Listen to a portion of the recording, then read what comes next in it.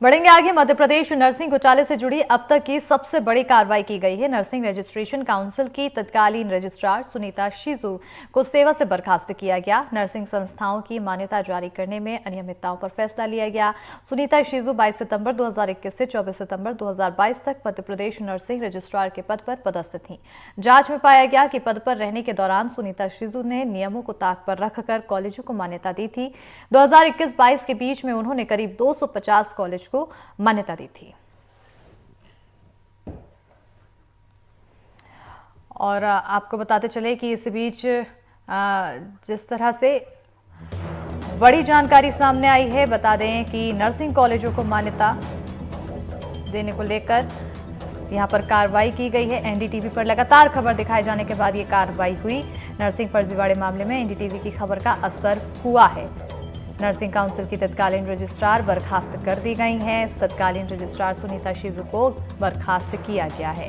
Nursing कॉलेजों को मान्यता देने में गड़बड़ी सामने आई थी और एनडीटीवी ने इस खबर को प्रमुखता से दिखाई गई। आपको बताते चले कि बताया जा रहा है कि नर्सिंग फर्जीवाड़े मामले में एनडीटीवी की खबर का यहां पर बड़ा असर देखने को मिला।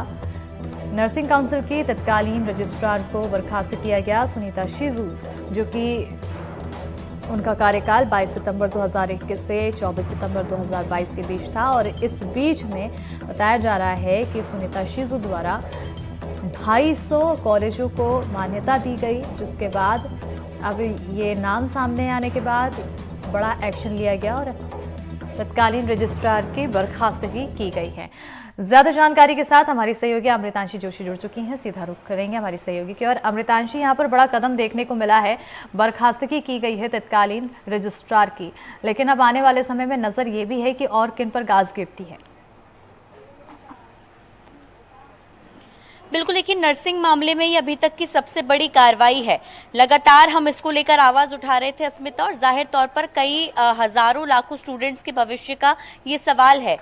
कहीं ना कहीं ये देखा गया है कि नर्सिंग मामले में जितना भी फर्जीवाड़ा हुआ है वो अधिकारियों की मिलीभगत से तो हुआ ही है, क्योंकि जब सीबीआई के अफसर पकड़ाए हैं तो जब इनके डॉट्स कनेक्ट किए गए, जब इनके लिंक कनेक्ट किए गए, तो ये जाहिर तौर पर पता चला कि ये सिर्फ एक व्यक्ति या दो व्यक्तियों से जुड़ा मामला नहीं है, ये घोटाला काफी बड़े स्तर पर हो रहा है। और शायद यही वजह रही है कि सरकार ने इसको लेकर एक बड़े एक्शन की तैयारी की थी और मुख्यमंत्री ने साफ तौर पर यह भी कहा था कि जो तत्कालीन रजिस्ट्रार हैं, जो तत्कालीन अधिकारी हैं, उनकी जो जांच है, उनकी भूमिका पर भी जो है वो जांच की जाएगी, क्योंकि वो संदेह उस पर जो है वो पैदा हो रहा था। कहीं ना कहीं इसमें जो है वो तत्कालीन रजिस्ट्रार सुनीता शिजू जो है वो साफ तौर पर गलत साबित हुई हैं और इसमें इनके लिए जब इनके खिलाफ जांच बिठाई गई है, क्योंकि जब ये कार्यकाल में थी तब सबसे ज्यादा जो फर्जी नर्सिंग कॉलेजेस थे, यानी कि जो पेपर पे चल रहे थे या एक कमरे में चल रहे थे, उनको तक पात्र घोषित कर दिया गया था।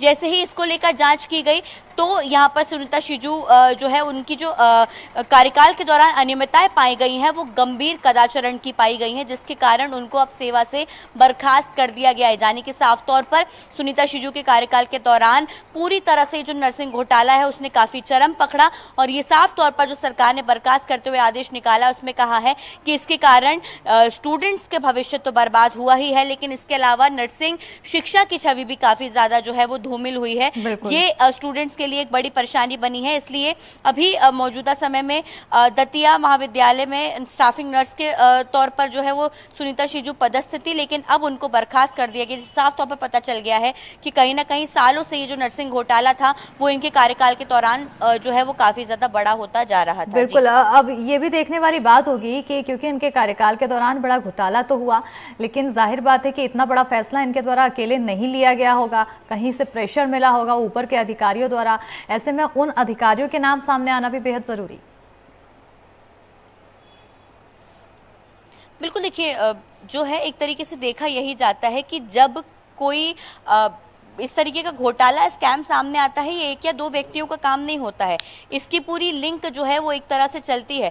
राहुल राज जो कि सीबीआई अफसर थे, जो कि पैसे ले रहे थे फर्जी नर्सिंग कॉलेजेस थे उनको पात्र बनाने के लिए, उनके जो है इस तरीके से हम कह सकते हैं कि उनके पूरे लिंक में भी, उनके पूरे कॉकस में भी कई लोगों के नाम निकल कर सामने आए, जिसमें पटवारी भी शामिल थे, कोई टीचर्स भी शामिल थे, उसमें अधिकारी की मिलीभगत भी शामिल थी। तो जाहिर तौर पर ये जो पूरा घोटाला चल रहा था ये लंबे समय से चल रहा था और इसमें कई और और लोगों की मिलीभगत भी शामिल है, जिसको लेकर अब जो है वो कहीं से कहीं तक सरकार किसी को बख्शने के लिए तैयार नहीं है। एक एक अधिकारी कर्मचारी जो कि इसमें संलिप्त रहे हैं स्टूडेंट्स का भविष्य बर्बाद करने में, उन सभी पर गाज गिरती हुई आने वाले समय में नजर आएगी। जी बिल्कुल, सभी पर गाज गिरती हुई आने वाले समय में नजर आएगी और ऐसे में और क्या कुछ कार्रवाई होगी इस पर नजर बनी रहेगी। बहुत शुक्रिया अमृतांशी तमाम जानकारी देने के लिए।